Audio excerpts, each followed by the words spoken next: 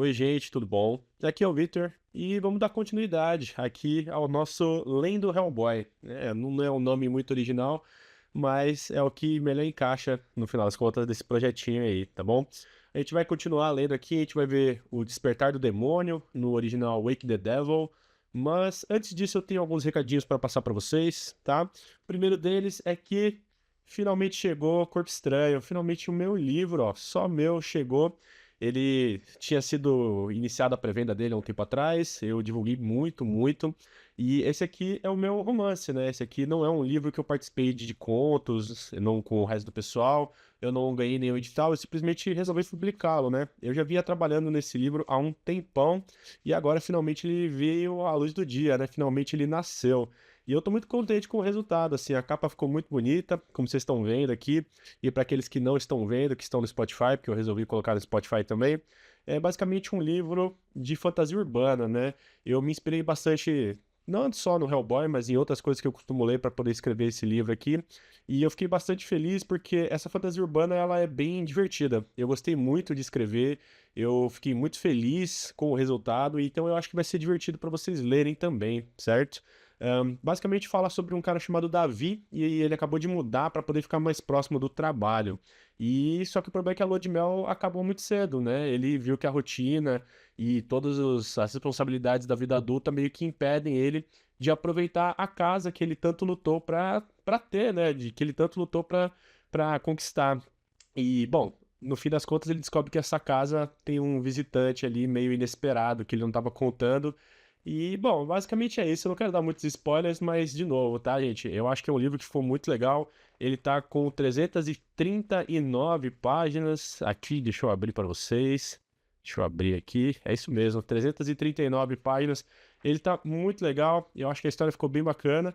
E daí, se vocês quiserem adquirir, estão curiosos, dê uma olhada lá no meu perfil do Instagram, no agregador de links. Tá o link lá para vocês poderem comprar também. E aqueles que já compraram, o pessoal que já apoiou, que já ajudou, por favor, né, gente, leiam e depois me digam o que vocês acharam, se vocês gostaram ou não, se vocês curtiram a minha história maluca aqui do Corpo Estranho, se vocês têm alguma coisa que vocês mudariam e por aí vai, tá bom? E é isso, esse é o primeiro recado que eu tenho para dar para vocês, estou muito feliz, ó, veio com marca-página. E o próximo recado, na verdade, nem é tanto um recado assim, é mais um comentário, na verdade. Vocês provavelmente sabem que eu sou autor desse outro livro aqui, Animação Japonesa, de 1907 até 1999. É um livro mais curtinho, é parte da minha pesquisa do mestrado, onde eu falo basicamente sobre o Hayao Miyazaki, certo? E, bom, como eu fiz toda essa pesquisa aqui histórica para primeiro poder entender quais eram as referências do Miyazaki, para depois poder me aprofundar nele, eu, obviamente, sou muito fã de muita coisa que envolve esse tipo de animação, e animação no geral, né? E eu não poderia deixar de mostrar para vocês algo que eu tenho aqui e que talvez, quem sabe, eu consiga fazer um vídeo comentando. Não é novidade, tá? Eu sou dono dos 7 exemplares do Nausicaa do Vale do Vento, que vocês estão vendo aí nesse momento.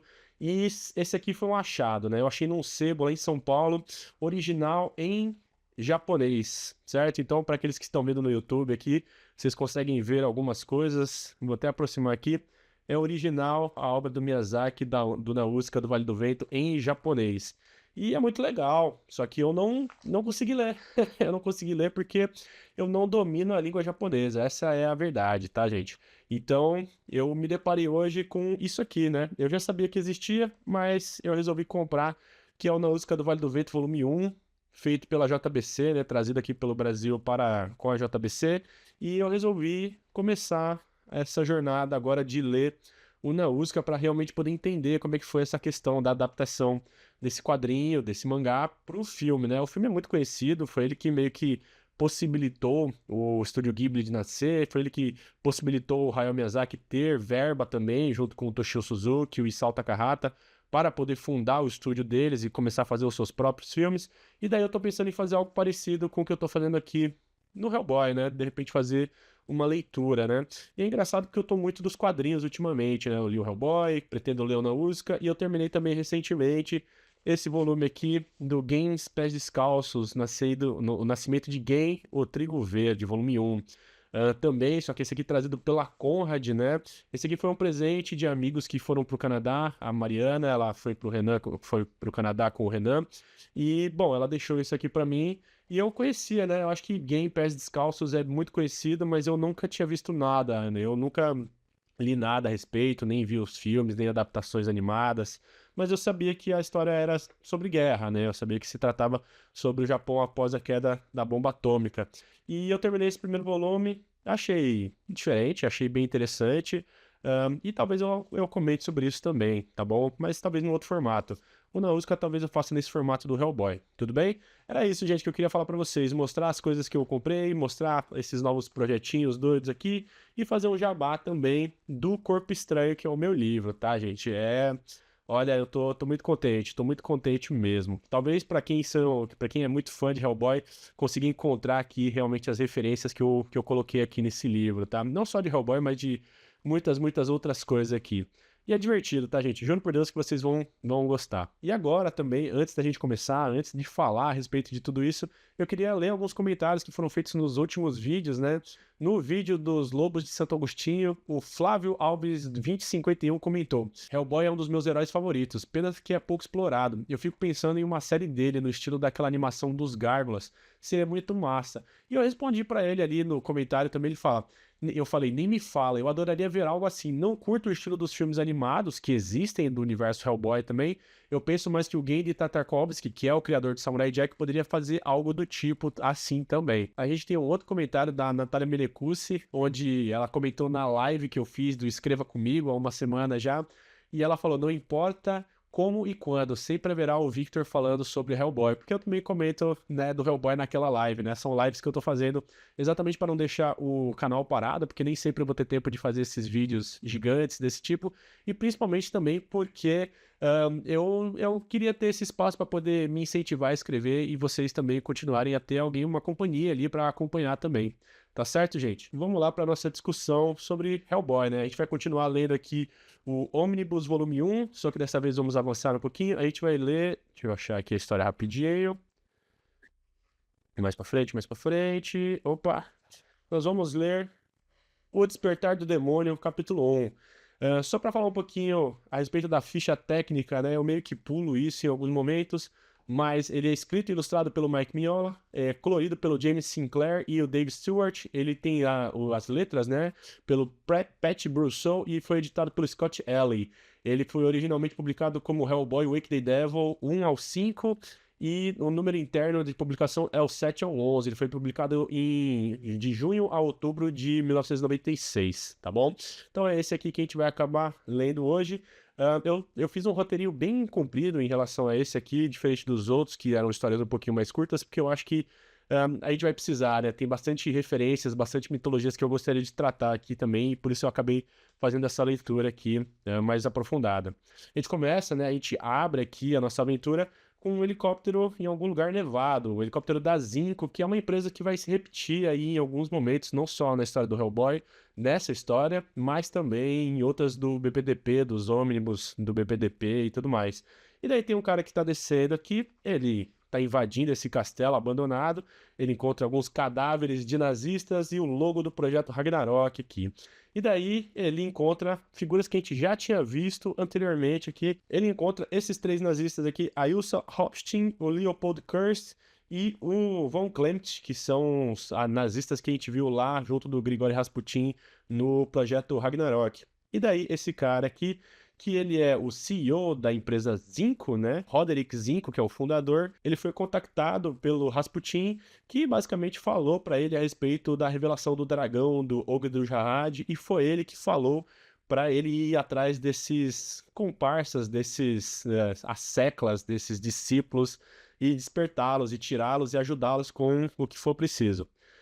Uma das coisas que eu acho que muito importante comentar aqui, principalmente nesse primeiro momento, é que o Roderick Zinco, ele é um CEO bilionário, inclusive nesse momento que ele encontra com o Rasputin aqui, ele tá numa ilha particular, ou seja, um cara com muita grana, e não é por acaso, né? A gente tá vendo recentemente em diversos acontecimentos pessoas muito ricas se envolvendo com nazistas ou nazismo ou ideologias assim extremamente complicadas. Então, acho que também não é de se surpreender tanto assim que a gente veja esse reflexo tanto na ficção quanto na realidade, né? E uma das coisas que eu acho que é bem interessante a gente reparar, principalmente nessas histórias, é que por mais que o Hellboy ele acabe enfrentando diversas criaturas sobrenaturais, diversos seres mitológicos, monstros, demônios, fantasmas, vampiros e por aí vai. O problema são sempre os nazistas, né? Então, pessoas com ideologias muito complicadas tomando porrada é o que eu gosto de ver também nesse quadrinho.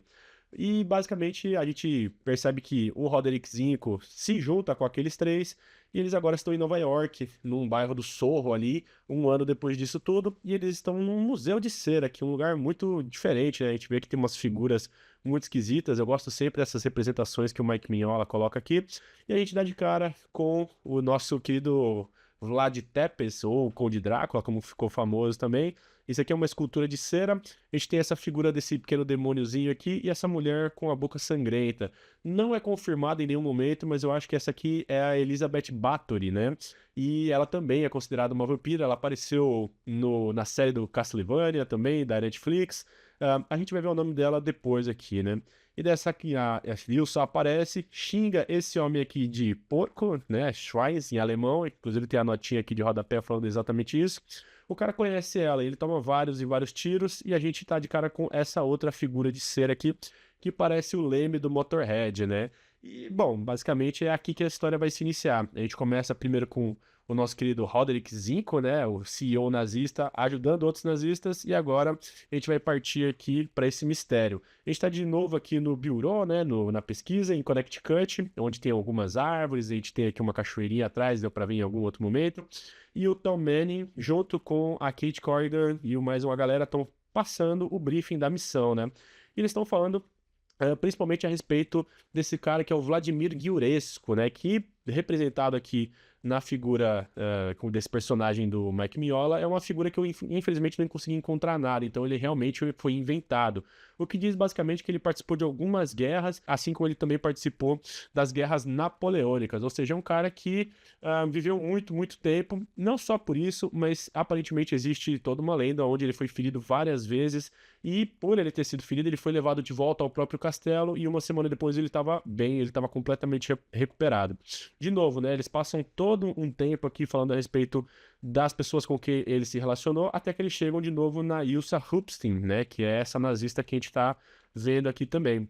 E, basicamente, eles falam que o corpo que estava com a Ilsa Rupstein foi tomado por esse cara chamado Hans Huber, que ele meio que tinha um freak show na Alemanha, onde ele tinha várias curiosidades, e não por acaso foi esse mesmo senhorzinho que, quando mais jovem, levou o corpo do Giurescu embora, deixando a Ilsa Rupstein sem ele. Por isso que, aparentemente, a gente tá vendo que tem uma conexão entre ela, o vampiro, e esse cara aqui, o Hans Huber.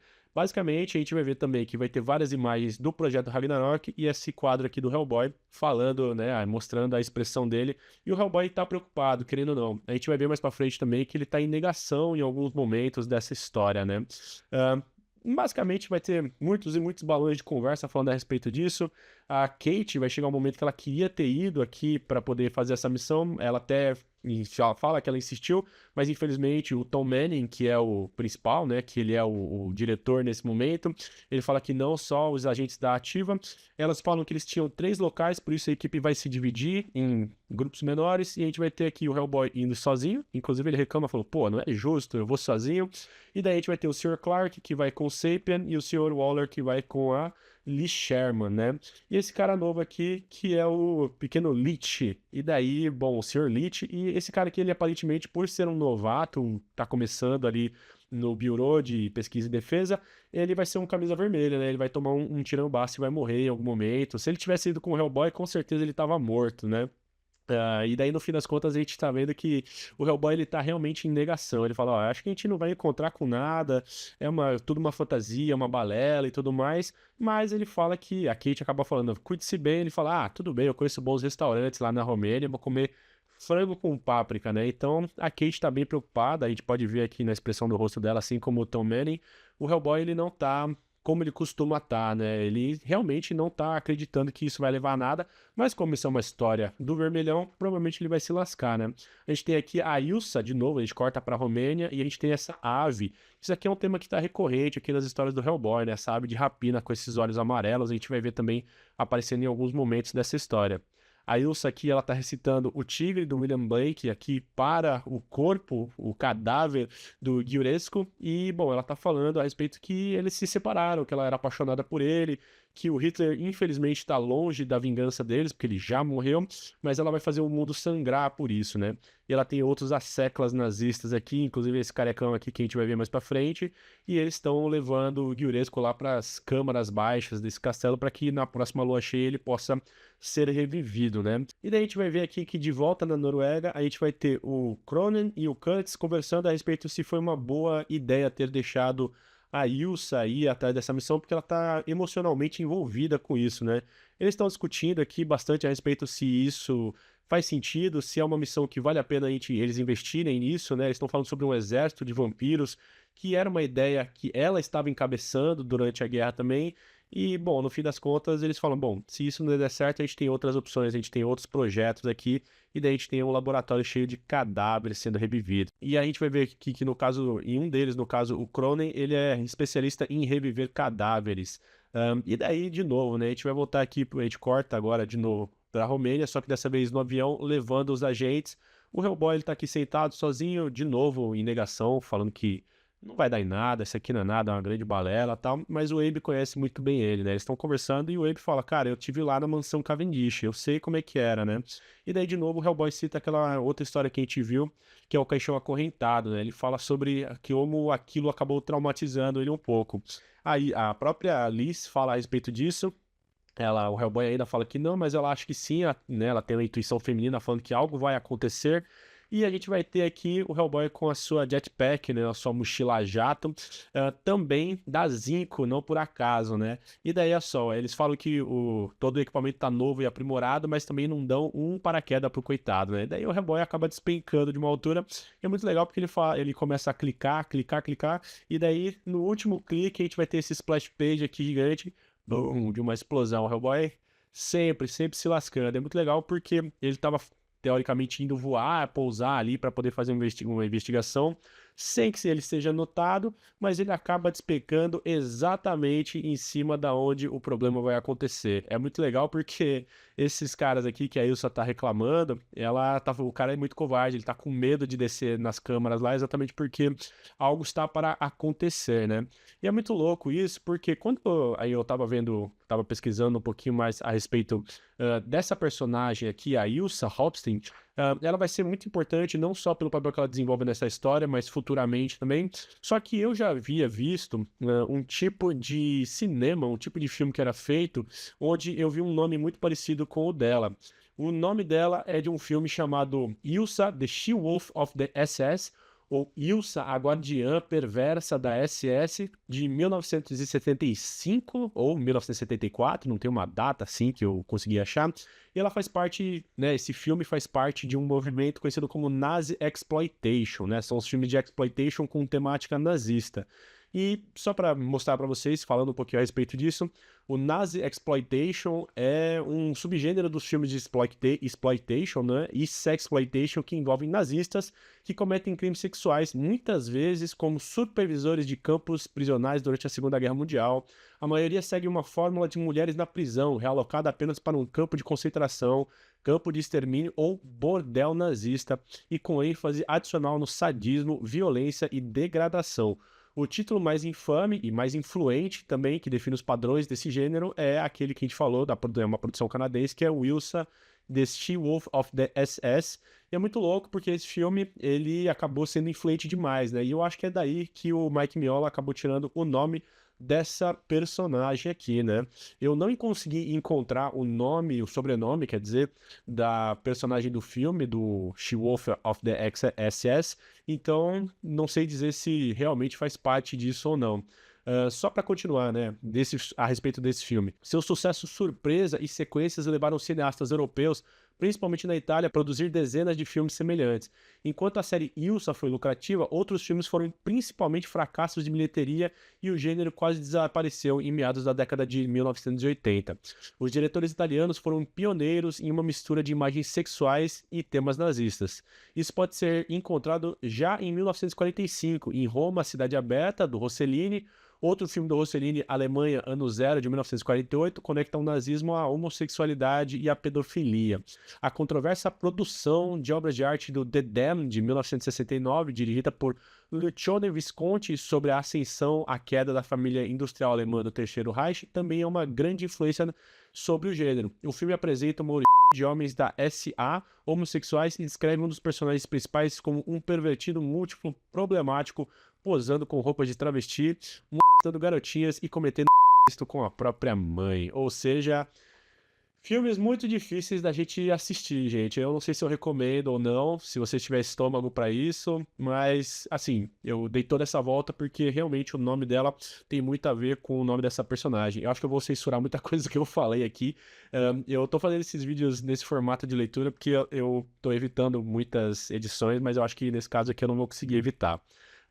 Daí vamos lá, né? A gente vai ter aqui agora, nesse momento, o segundo capítulo. A Ilsa, ela é praticamente impassível aqui, né? O Hellboy despenca lá, ela já conhece a fama dele e fala pra esse cara aqui, esse soldado, matá-lo, né?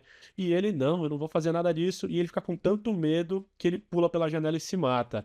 É uma cena muito doida aqui, eu realmente não consigo entender qual que foi a motivação desse cara, se ele tava realmente se cagando tanto de medo do Hellboy e das pessoas que ele se envolveu, né? Afinal de contas, ele é um nazista, né? Então, e ele resolveu pular, né? Não sei de verdade, assim, qual que foi isso, mas nazista se lascando é sempre muito gostoso de ver, é certo?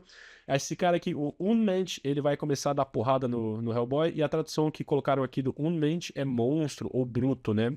E ele vai lá, descer o cacete, e é muito legal porque ele tem esse braço aqui com essa corrente que estica num punho.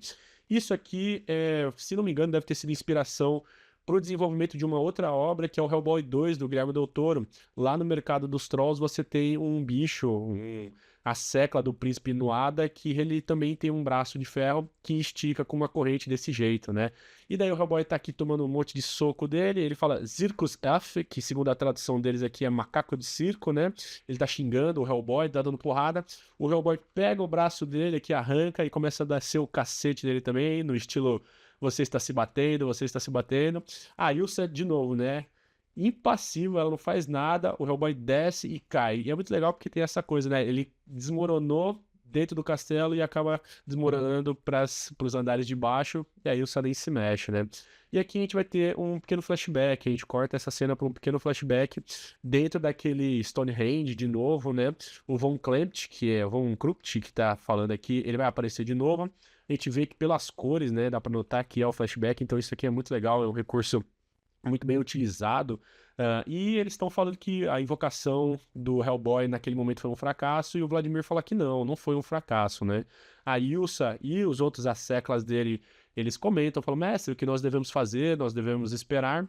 E ele fala assim, vocês nesse momento precisam esperar, porque tudo vai dar certo. Então ele comanda eles para irem para aquele castelo na Noruega e se congelarem lá.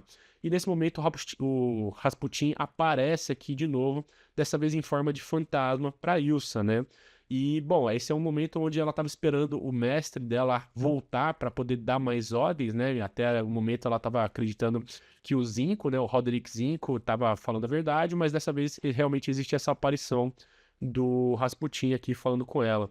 E isso aqui vai ser um momento muito, muito importante para o resto do desenvolvimento, porque o Rasputin ele tá falando sobre como que ele morreu, ele fala a respeito de como que foi revelado o dragão para ele, né? Ele era só um clérigo ali, um padre fedendo a bebida alcoólica e depravação.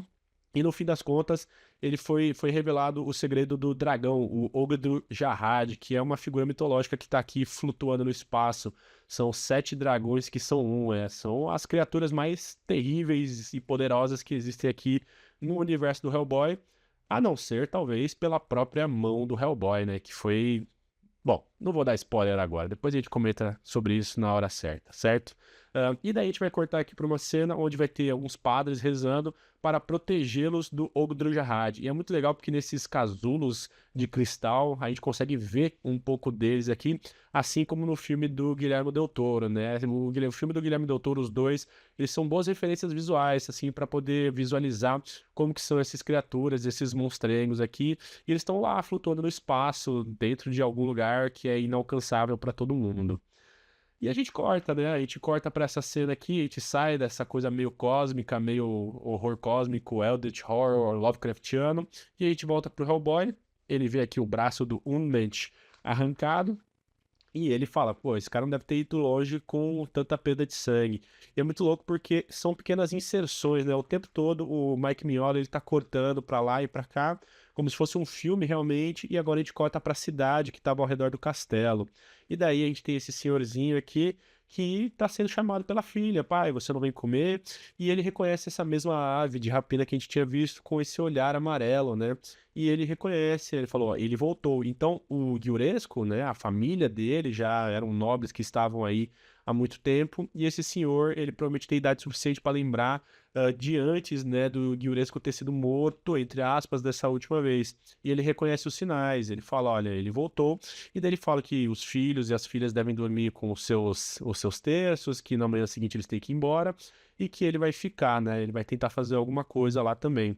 E aqui de novo a gente tem o pássaro olhando. Esse tema aqui é muito recorrente, a gente vai ter todos os pássaros de novo aqui voando. É muito tarde pra mim, ele comenta, né? O Hellboy tá atrás do Unmet, tá seguindo a trilha de sangue, né? Então a gente corta pra cá.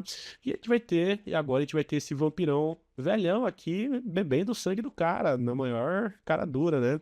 É muito legal essa representação aqui da fumacinha das velas do vampiro. E a primeiro momento o Hellboy vai atacar ele, né? Mas ele fala: não é a mim que você quer, é o rapaz, né? O meu filho, o Vladimir Giuresco. E daí ele meio que, o Hellboy fala: ah, tá bom, né? Já que você tá me falando sobre isso, continua me falando, o que que tá acontecendo, né? Quem é esse cara?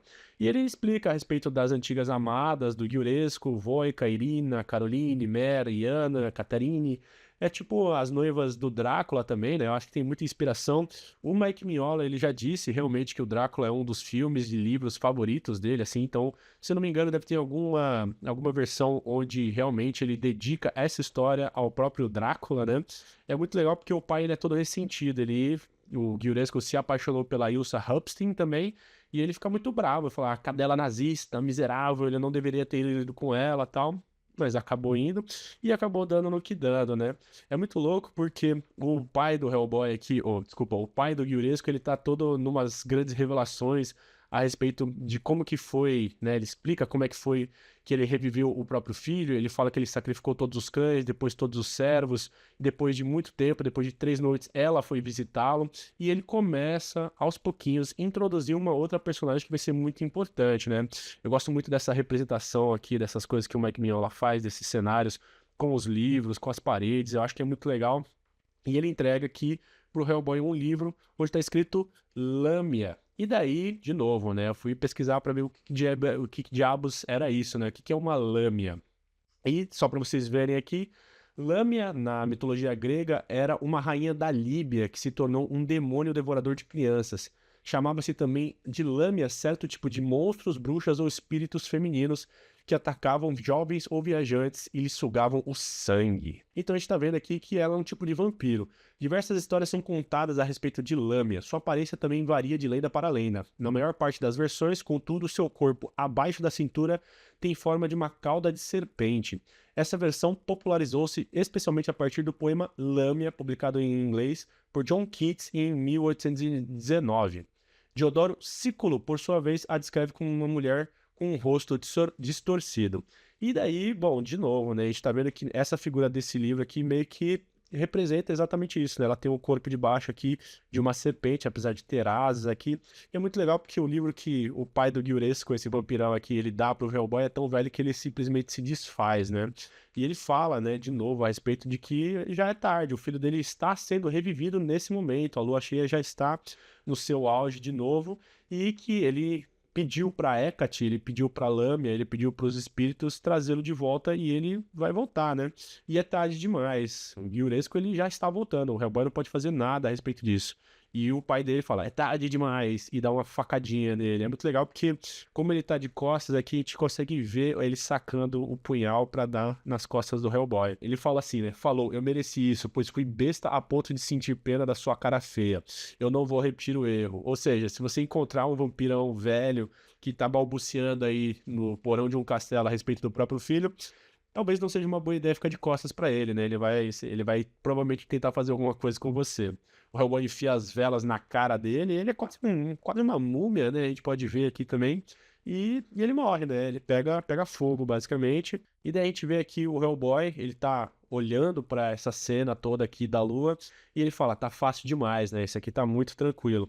E daí, no fim das contas, ele se vira e vê esse monte de pássaros, aquelas aves de rapina com os olhos amarelos aqui, e ele fala, vocês são as mulheres de Tessália. E os pássaros falam, né? E ao mesmo tempo que eles falam, eles se transformam de pássaros mesmo, de ave de rapina, para o que a gente parece com arpias e tudo mais. E daí ele fala, mulheres de Tessália. E, de novo, né? O que que são as mulheres de Tessália? Nessa história a gente tá vendo bastante mitologia grega, o que talvez não seja tão comum assim nas histórias do Hellboy. Apesar de a gente ter bastante coisa desse tipo, é algo que realmente o Mike Mignola explorou pouco menos do que nas outras mitologias. Então vamos lá, né? As mulheres de Tessália ou as bruxas de Tessália, né? O nome de Tessália se perpetuou pelo tempo, principalmente pelas famosas práticas das feiticeiras, sobretudo a de puxar a lua para baixo, que consistia no ato proposital de provocar eclipses.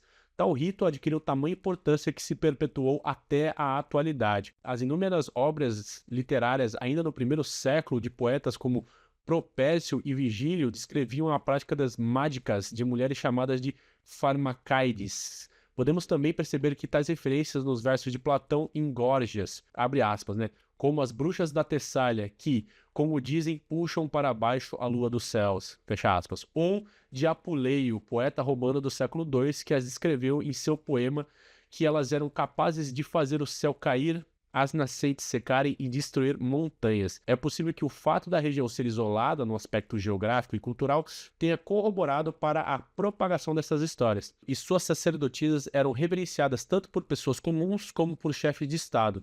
No entanto, a partir do quinto século, os atenienses que estavam no centro cultural do mundo antigo passaram a ter como costume polarizar a sociedade. Tudo que não era grego, nos padrões criados por eles, era bárbaro. Tal visão reflete na imagem da própria bruxa, selvagem, forasteira, periférica, fora dos costumes e tradições das mentes atenienses. Desta forma, para eles, Tessália era estrangeira, atrasada e isolada. Possuía uma natureza selvagem, com florestas abundantes, e muito comparada à deusa Ártemis, fazendo um paralelo de uma região indomável. Por isso, esta foi uma região à margem do desenvolvimento grego, mesmo sendo de grande importância, já que era a passagem entre o país e o continente. Os mesmos versos que imortalizaram as mulheres de Tessália foram também aqueles que reproduziram os estigmas sociais presentes na época e as marginalizaram. Na antiguidade, realizar rituais mágicos era um contraste com atividades cívicas, ainda mais quando realizados em privado e à noite, uma vez que a religião oficial tinha um caráter público, manifestada de forma coletiva e diurna. Visto isso, as artes místicas praticadas por mulheres e estrangeiras categorizavam-se como uma atividade extramuros, ou seja, fora dos padrões estabelecidos e limítrofe. Então o que a gente está vendo aqui é que essas mulheres de Tessálias eram bruxas de uma região na Grécia e que eram excluídas, né, aparentemente selvagens, e por isso também a gente está vendo essa característica delas se transformarem em criaturas. E daí a gente corta aqui para o terceiro capítulo, né? O próprio Mike Mignola ele fala aqui: as feiticeiras de Tessália, de acordo com o folclore grego, eram mulheres dotadas de poderes de invocar a lua, como a gente viu, talvez até de causar eclipses, né? Traindo-as para a terra a fim de assimilar os seus poderes. Essas bruxas que se alimentavam de cadáveres e dejetos seriam também capazes de se transformar em monstros, aves e animais e imbuídas de insaciável libido. E daí, de novo, a gente vai ter as mulheres aqui de Tessália transformadas nessa forma bestial, quase como arpias, dando porrada no Hellboy aqui, né? O Hellboy ele pega uma arma que ele tinha no coldre e a gente vê que é da Zinco também. E como nada da Zinco funciona, bum, a arma explode na mão dele. E ele fica meio de saco cheio e pega uma espada. E daí nesse momento elas estão falando aqui, ó infernal, celestial, na terra de Hecate, deusa das encruzilhadas, rainha da noite, aterradora e sinistra Gorgone, vós que tendes sede de sangue e vos alimentais do terror dos seres mortais. Gorgon, Mordo, Lua das Mil Formas, cada uma vai falando, né? É hora do show, diz o Hellboy. E daí aqui o nosso querido Guiuresco tá revivendo. E eu queria perguntar, eu queria pesquisar um pouquinho mais também a respeito dessas figuras que elas acabam comentando, né? A Hecate, deusa das encruzilhadas, realmente também é uma figura que a gente costuma ver. Ela era uma titã que se aliou a Zeus na titanomaquia, né? No fim das contas, ela foi contra os próprios deuses, né? E eu tenho aqui também um pequeno parágrafo para ler a respeito dela, porque eu acho que é uma figura muito interessante e que aparece em diversas religiões neopagãs agora, helenísticas. E bom, Hecate na mitologia grega é uma deusa naturalizada na Grécia micênica ou na Trácia, mas oriunda das cidades cárias de Anatólia. Deusa das terras selvagens e dos patos, era geralmente representada segurando duas tochas ou uma chave em períodos posteriores na sua forma tripla. Está associada a encruzilhadas, entradas, fogo, luz, a lua, magia, bruxaria, o conhecimento de ervas e plantas venenosas, fantasmas, necromancia e feitiçaria. Ela reinava sobre a terra, o mar e o céu, bem como possuía um papel universal de salvadora. Ela também parece ser associada à deusa romana Trívia, como foi identificada em Roma. Hecate é descrita como de cabelos dourados, mas a gente vai ver aqui lá na história que ela vai ter os cabelos pretos, né? Gorgone é basicamente uma figura monstruosa da mitologia grega, tal qual a Medusa, né? De cabelos com serpentes, um monstro que transforma os homens em pedra. E daí eu fui atrás desse Gorgo e Mordo, né? É muito louco porque eu não encontrei muita coisa sobre o Gorgo. Não sei o que diabos pode ser isso, mas eu encontrei sobre Mordo. Então vamos lá. Mordo era um espírito feminino do folclore grego, cujo nome era invocado por mães e enfermeiras para assustar as crianças e impedi-las de se comportarem mal. Ou seja, era um grande bicho-papão, né? O nome Mordo tem uma forma plural, Mormones, que significa os medrosos ou os horríveis, e está relacionado a uma série de palavras que significam susto, e variantes como mormolice, que se traduz como lobos terríveis, com o radical de um lobo, né? É muito louco porque, de novo, né? Isso aqui tá sempre associado à figura das mulheres. A Mormo original era uma mulher de Corinto que comeu os filhos e saiu voando, de acordo com um relato atestado apenas em uma única fonte. Daí, né, no fim das contas, a gente tá vendo que essa figura que vai aparecer aqui mais pra frente, que já está sendo citada, ela é meio que uma grande amálgama de diversas outras aqui, né? É muito louco porque o Guiuresco, ele reconhece ela como sendo mãe dele, né? Ela que deu a vida a ele e trouxe ele de volta como um vampiro. E, bom, o Hellboy, ele tá vindo aqui matar ele com a espada nas mãos aqui, né? E é muito louco porque ele também se transforma nessa ave de rapina. Então, nesses quadros intermediários, a gente tá vendo ele se transformando, aquela ave com os olhos amarelos, e ele toma uma facadona aqui do Hellboy. Ele vai pra fora, ele cai dentro de um poço. Isso aqui eu acho bem cômico, essa figura dele aqui. E ele tá muito fraco ainda, né? Ele acabou de ser revivido e o Hellboy já tá descendo o cacete nele. É muito louco porque em diversos momentos a gente tá vendo ele se transformar nessas criaturas. O vampirão clássico, né, que a gente tá acostumado a ver, como, sei lá, o próprio Nosferatu ou o Drácula se transformam em ratos e morcegos e saem voando e tal. Aqui a gente vê ele se transformando em pássaros e agora em serpentes, né? Então é muito louco porque são coisas não clássicas. Até onde eu me lembro, o Drácula ele também tinha essa capacidade de se transformar em outras criaturas, mas meio que foi popularizado pelos filmes essa figura do morcego vampiro, né, que sai voando. E daí que a gente começa a ver, ó, a Hecate aparecendo. É muito louco porque ela chama ele realmente de minha criança, né? E ele vai se vingar, né? Ninguém machuca os filhos dela. E daí, de novo, né? A gente corta agora, o Hellboy foi embora, ele viu que o Guilherme se transformou em cobras e ele meio que fala, saco, vou embora daqui, vou fazer um outro negócio que faz sentido também. E a gente corta de novo aqui pro Rasputin, né? O Rasputin aqui explicando novamente como é que foi a revelação para ele, né, a respeito do dragão, e ele encontra uma figura que é a Baba Yaga, que é uma figura que vai estar presente aí nas outras histórias do Hellboy. E eu queria mostrar para vocês um livro que eu tenho aqui que chama Pássaro de Fogo e outros contos de fadas russos, né, que é a tradução da Adriana Moura e do Paulo Rezzutti, onde a gente tem aqui, sim, a figura da Baba Yaga presente nesses contos de fada, nessa mitologia russa. Deixa eu até achar uma imagem aqui para mostrar para vocês. A gente vai ter a Vassilissa, que é uma outra personagem que vai aparecer ah, em outras histórias do Hellboy. Quando a gente chegar lá, a gente vai falar, mas ela tem relação com a Baba Yaga também. E aqui, ó, a Baba Yaga e o Garoto Corajoso. Então a gente tá vendo que ela tá aparecendo aqui. E esse livro é muito legal, ele é um livro bem curtinho, que tem diversos contos russos. E daí talvez eu saque desse livro de novo quando a gente for falar das histórias que se passam ali do norte, quando o Hellboy tiver em outro momento, né? Bom, basicamente é isso. É muito legal porque nesse momento também o Rasputin fala que trocou metade da alma dele, né? Deu metade da alma dele para Baba Yaga e ela guardou a alma dele nas raízes da Yggdrasil. Yggdrasil, como vocês provavelmente sabem, é a árvore mitológica dos nórdicos.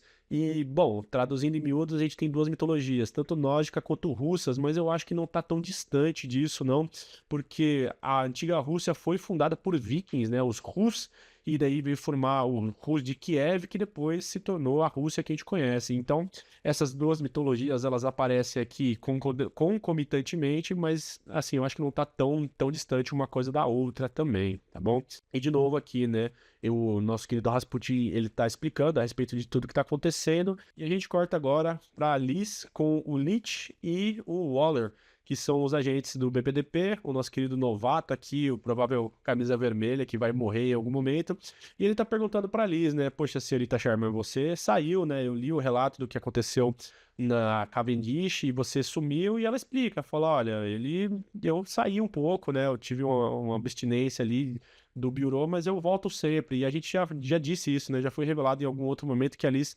ela costuma ir e voltar o tempo inteiro, exatamente porque o Bureau é a casa dela, né? Eles acolheram ela quando ocorreu todo aquele problema, onde ela despertou os poderes quando ela era criança e acabou matando a própria família e tantas outras pessoas, né? E é muito legal porque agora eles estão investigando um outro lugar, um outro local que poderia ter sido a casa do Giuresco, né? O local de ressurreição dele.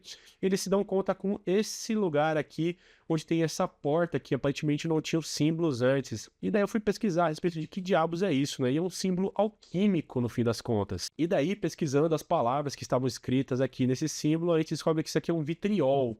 É uma sigla de uma expressão em latim chamada Visita Interiora Terrae, retificando in vienes occulto lapidem, que quer dizer, visita ao centro da terra, retificando-te, encontrarás a pedra oculta ou pedra filosofal. E daí a gente já tem noção de que eles estão entrando num lugar aqui que tem a ver com alquimia, né? Não só por causa disso, mas por causa desses símbolos alquímicos. Se vocês já conhecem um pouco, pesquisam um pouquinho, vocês vão ver a respeito disso também, né? Então, no fim das contas, tá falando o seguinte: vista-se o teu interior, purifica-te e encontrará o teu eu oculto, que é a essência da alma humana. E daí, vendo isso, eu não posso deixar de pensar em Fullmetal Alchemist Brotherhood, onde a pedra filosofal era feita de almas humanas lá também, né? Então tem essa grande mistura, né? Isso aqui é um símbolo universal da constante busca do homem para melhorar a si mesmo e a sociedade em geral. O termo é atribuído a um monge beneditino chamado Basile Valentin, que viveu em meados do século XV na Alemanha. E daí a gente vê tudo isso em Harry Potter, né? Traduzindo é basicamente isso. A gente vai ver aqui que o Sidney Leach, ele é o nosso detector de metais humano, parece que ele tem poderes magnéticos e ele consegue abrir essa porta também, né?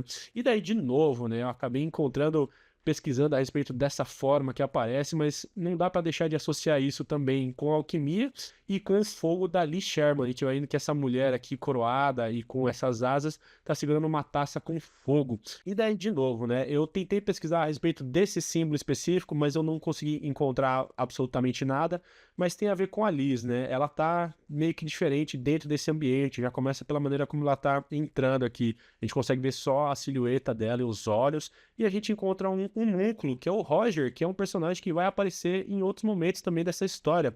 E ele tá aqui jogadaço, né? O Sidney Leach tenta não encostar nele, tá todo mundo meio que tomando cuidado. E a Liz, ela é chamada, a gente tá vendo que ele tem essa tampa aqui no peito, e ela é compelida a encostar nele. E é muito louco que ela tá aqui com aqueles olhos muito parecidos com os das aves, né? E ela vai lá e põe o dedo. Mas antes da gente virar a página, vamos lá, né? De novo, que diabos é um núcleo, né? Por que que a gente tá vendo a respeito disso? Então, só para traduzir de novo, né?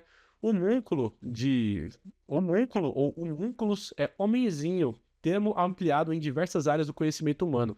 Historicamente, o termo descreve um pequeno humano presente nas células germinativas e também descreve um ser criado artificialmente por alquimistas. A alquimia possui três objetivos. O primeiro é transmutar metais menos valiosos em ouro, o segundo, fabricar o elixir da longa vida, e o terceiro é a criação de vida humana artificial a partir de materiais inanimados, um clone humano na acepção moderna. Não se pode duvidar da influência que a tradição judaica teve nesse aspecto, pois na Cabala existe a possibilidade de dar vida ao ser artificial, ou seja, um golem. Então a gente está vendo que existe essa associação, né? O homúnculo é um ser que foi criado pelos alquimistas para tentar dar vida, e a Cabala judaica a gente está vendo que tem essa figura do golem também. O conceito do homúnculo supostamente foi usado pela primeira vez pelo alquimista Paracélcio para designar uma criatura que tinha cerca de 12 polegadas de altura e que poderia ser criada por meio de sêmen humano posto em uma retorta hermeticamente fechada e aquecida em esterco de cavalo durante 40 dias, formando assim um embrião. O alquimista Johann Conrad de Pell também tentou criar um. No entanto, também é possível que o homúnculo seja uma alegoria, uma interpretação muito literal das imagens alegóricas alquímicas respeitantes à criação, pela arte de novas entidades minerais, sejam elas objetivos finais ou intermédios. Essas imagens comportam muitas vezes a representação de um ser emblemático, humano, animal ou quimérico numa retorta. Ou seja, o homúnculo ele pode representar várias coisas, né? Mas no caso, essa questão do homem tentando criar vida de forma artificial. Não por acaso a gente vai ver esse personagem aqui associado bastante ao Frankenstein, que é uma outra história que o Mike Mignola gosta muito. E a Liz, ela encosta dentro desse buraco que tem, e o Roger, que é esse homúnculo, ele acaba sugando toda a energia dela. O Sidney Leach, ele tenta segurar nela aqui, mas ele queima as mãos, e o Sr. Waller, ele tem que dar um tiro no braço da Liz para ela poder soltar. O homúnculo desperta, ele mata o Sr. Waller, né? Ele quebra aqui o pescoço dele, destrói a parede e vai embora. E os dois são deixados enquanto o homúnculo vai embora.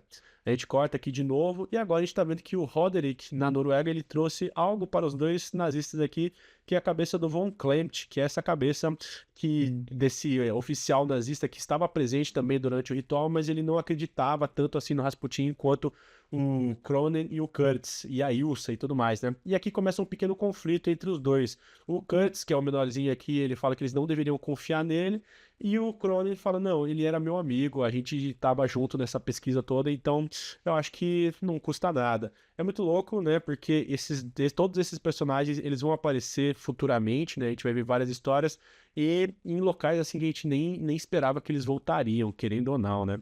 Daí de novo, né? Volta pra Romênia, a gente vai ter o padre e esse senhor aqui que a gente já tinha visto antes, e o senhor tá tentando convencer o padre a ir embora, né? Ele xinga o padre, ele fala mal dele, mas no fim das contas ele fala, por favor, me perdoe se puder. No fim das contas é só uma maneira dele tentar expulsar o padre, porque ele sabe que ele vai ser uma das vítimas do Guiuresco, que tá aqui representado na forma dessa figura dessa ave, né? O Hellboy tá no castelo, ele enche o castelo de explosivos, ele dá 1 hora para o negócio explodir, e a gente sabe que talvez ele não consiga sair de lá, como já é de característica do Hellboy também. A gente entra no capítulo 4, tem alguém chamando ele, né? Chamando, Hellboy, Hellboy, Hellboy. E daí a gente dá de cara com a Hecate. Ela sim aparece aqui de novo, né? Ela tá na sua forma total.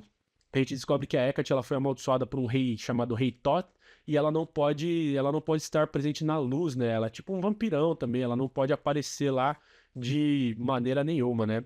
E ela tá conversando com o Hellboy, tá tentando convencer ele de que, cara, essa não é a sua natureza. Você é um demônio, você lutou contra nós, contra os espíritos da Terra, mas ainda tem uma chance de você voltar, né, pra gente, de você continuar e seguir o seu destino. Inclusive, ela cita os 4 cavaleiros do Apocalipse, né? Eu acho que eu não preciso citar muito sobre os Cavaleiros do Apocalipse, eu até fiz um parágrafo aqui, mas esse vídeo tá ficando gigante, então acho que não tem essa necessidade e tudo mais. E ela tá tentando convencê-lo, né? Ela falando que você matou o Guiuresco, você tava atrás dele, matou o pai dele, fique comigo.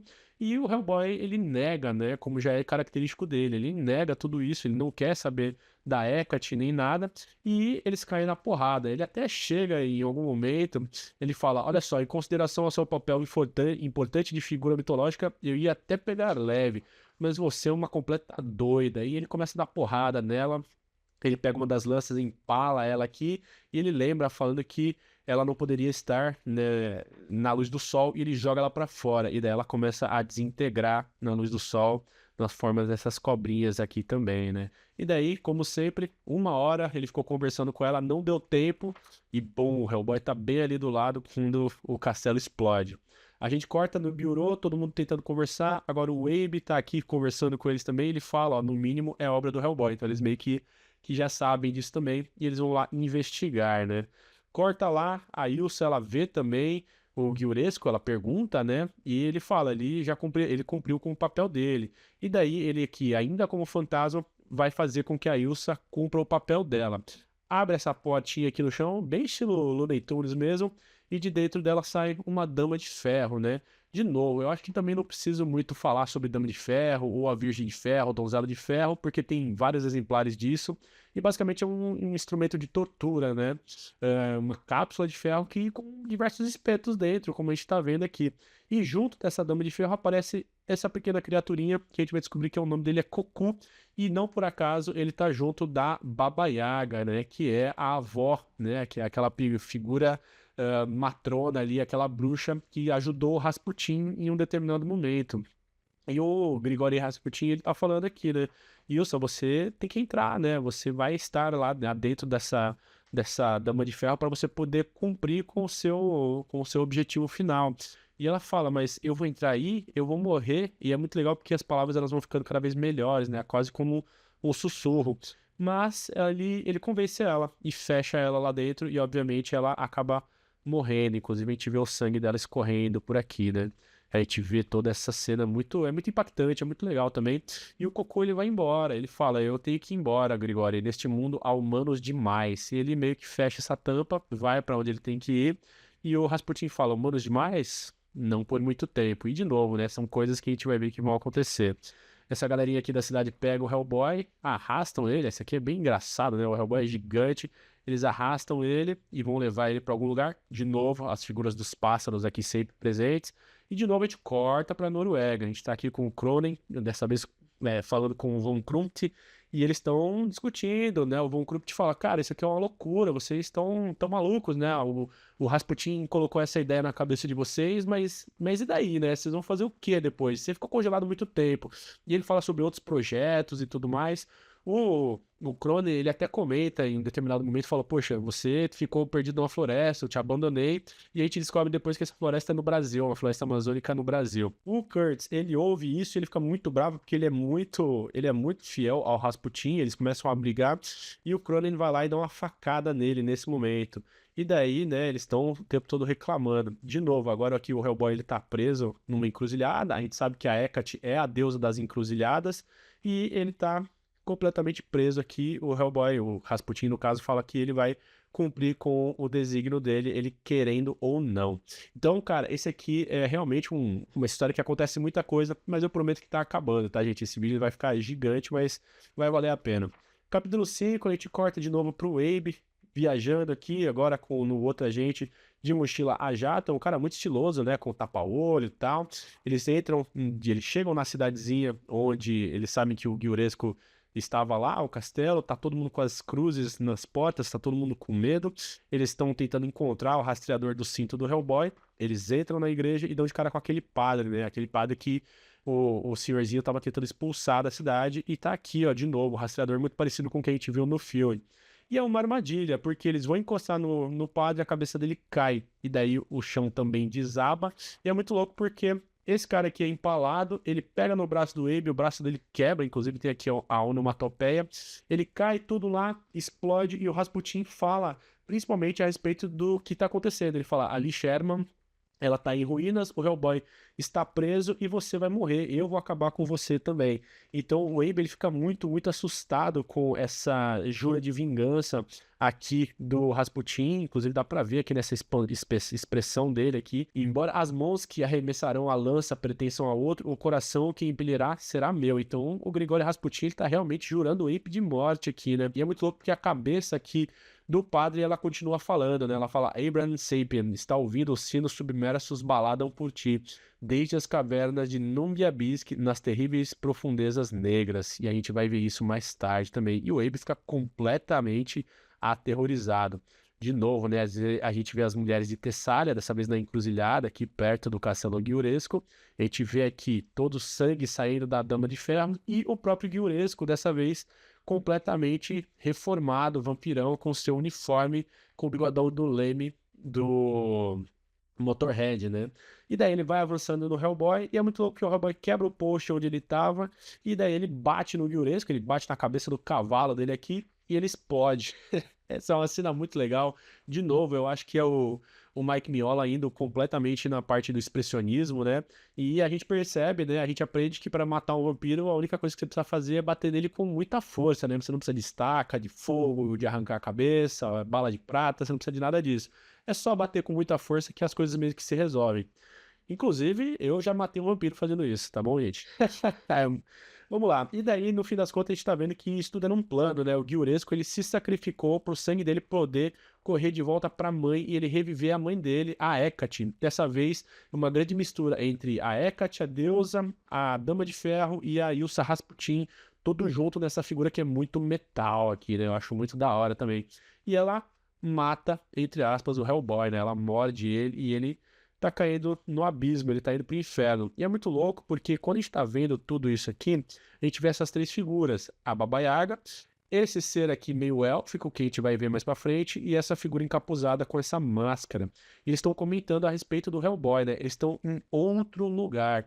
É muito legal porque a gente vai ver que o Hellboy, por ser uma figura muito importante, outras figuras muito importantes também estão de olho nele, né? Essas outras figuras também estão, de alguma maneira, tentando ver o que eles podem tirar disso. E o Hellboy vai caindo, a gente vê que os chifres dele, que ele havia serrado, estão crescendo.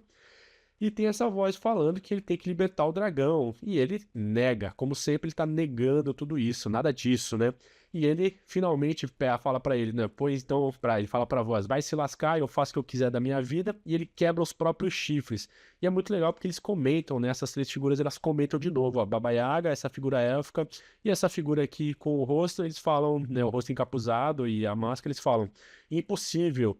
Parido no inferno por uma mulher humana, renascido na terra por obra de humanos. E agora, enfim, ele dá a luz a si mesmo. O Hellboy, ele decide qual que é o caminho que ele mesmo vai seguir e não o que os outros vão seguir por ele. O que é muito legal, é muito poético, né? E ele larga os chifres ali e daí quem tá ali é a Kate. E ela fala, cara, a missão foi um fracasso, um monte de gente morreu, o avião explodiu, etc e tal. Temos o esqueletinho do Giuresco aqui, dessa vez morto de uma vez, tem toda essa explosão aqui. Eles perguntam da Liz, perguntam do Clark, do Waller, perguntam de todo mundo. E o Hellboy estava errado, né? No fim das contas, ele achava que a missão não ia dar em nada, mas tinha um monte de coisa aí que aconteceu. A gente corta aqui de novo para a Noruega. Temos todos os nazistas aqui reunidos, né? Todo mundo muito bravo. Eles brigam, né? Porque é isso que eles fazem. O Cronen, o Von Klemt, o Kurtz, todos eles brigam. O Rasputin aparece de novo muito puto aqui. Ele põe a culpa no Roderick Zinco e cega ele. E daí é muito louco porque, né, nazistas fazendo besteira, ele sai cambaleando, ele não consegue enxergar e ele aperta um botão de autodestruição. Quem que tem um botão de autodestruição desse tamanho onde não existe nenhuma tampinha, né? O cara simplesmente vai lá e explode tudo. E o Rasputin põe a culpa no Hellboy, no fim das contas, né? E daí tem esses pequenos epílogos aqui, né? O esqueleto do Vladimir Giuresco seria transportado para a base de operações do BBDP em Fairfield, Connecticut. Estava trancado em um depósito temporário no aeroporto de Bucareste, onde simplesmente desapareceu e jamais foi recuperado. E a cabeça do padre Nicholas Buddens nunca mais falou, porém durante semanas continuou sendo foco de fenômenos poltergeist, tais como de variações repentinas de temperatura e levitação de objetos. Encontra-se atualmente no Instituto Paul Vlet em Avignon, na França, para o qual foi arrendada. E a gente tem um pequeno epílogo. A gente vê aqui o Rasputin, dessa vez sentado nas raízes da Yggdrasil, e a avó dele, ele chama de avó, a Baba Yaga vindo visitar com ele, né? E daí ele fala saudações e tal, e eles começam a conversar a respeito do papel que o Rasputin teve em tudo isso. E aí eles estão conversando a respeito do papel que o Rasputin vai desempenhar e tudo mais, e ele tá falando a respeito de tudo que ele queria, tudo que ele queria fazer, e ele fala, e a Baba Yaga pergunta, né? Ela fala, como? Você está morto, Grigori. Não é um deus, tampouco um rei e nem mesmo um feiticeiro. No final, não passa de um homem, e talvez seja mesmo o seu fim. E ele não aceita isso, né? Ele tá ali completamente desolado. A Baba Yaga fala, por que você não fica comigo? Fique comigo, descanse mais um pouco. E ele fala, não, eu vou persistir mais um pouco. Ele vai continuando essa busca de tentar libertar o Ogro Jahad, né? O dragão, que são 7. E ele vai continuar tentando, né? Então é muito louco que ele vai embora. Apesar dele ficar ali, ele ficar sentado próximo da própria alma na Yggdrasil, ele não desistiu do seu objetivo, né? E a Baba Yaga fala, né? Pobre Rasputin. Adeus. E finalmente a gente acaba. Ufa! Esse aqui é de longe o vídeo mais longo que eu já fiz, gente, aqui quando a gente tá lendo Hellboy. Espero que não tenha sido um saco. Tomara que vocês tenham conseguido ficar aqui comigo até o fim.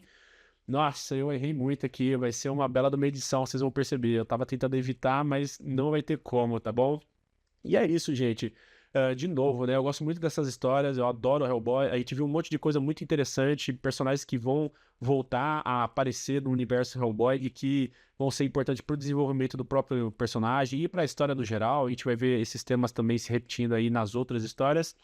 E eu espero que vocês tenham gostado. Eu gosto bastante dessa história do Wake the Devil, né? Do Despertar do Demônio, apesar de que eu não sei, fica meio ambíguo que demônio que é esse, né?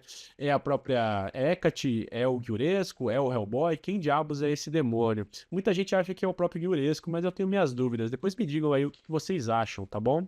Então é isso, gente. Espero que vocês tenham gostado. De novo, né? Últimos recadinhos aqui. Tem algum lugar aqui, provavelmente do lado esquerdo, vai ter o QR Code, caso vocês sintam a vontade para doar, para ajudar aqui esse Hellis escritor que está começando. Eu vou mostrar para vocês aqui de novo o Corpo Estranho, tá bom? Quem puder adquirir esse livro vai estar me ajudando pra caramba. É uma das minhas... A minha história principal, eu perdi muito, muito tempo me dedicando a essa história. Eu acho que ficou muito legal. É uma fantasia urbana, tem referência de Hellboy, tem referências de muita coisa que eu li. E, de verdade, eu tentei fazer o possível para que ficasse bastante divertido e trazer algo que fosse interessante para vocês. Como tá saindo, eu peço de novo, né? O pessoal que comprou, me fala o que vocês acharam. Se chegou aí para vocês, me marquem também, tá bom? E me digam o que vocês acharam, façam comentários, compartilhem, curtam, comentem, porque é isso que importa, né? Eu tô, de novo, tentando construir essa comunidade aqui para falar de Hellboy. É isso, gente. Espero que vocês tenham gostado do vídeo. Tomara que o trabalho de vocês não enlouqueça a mente, não adoeça a alma. E tchau.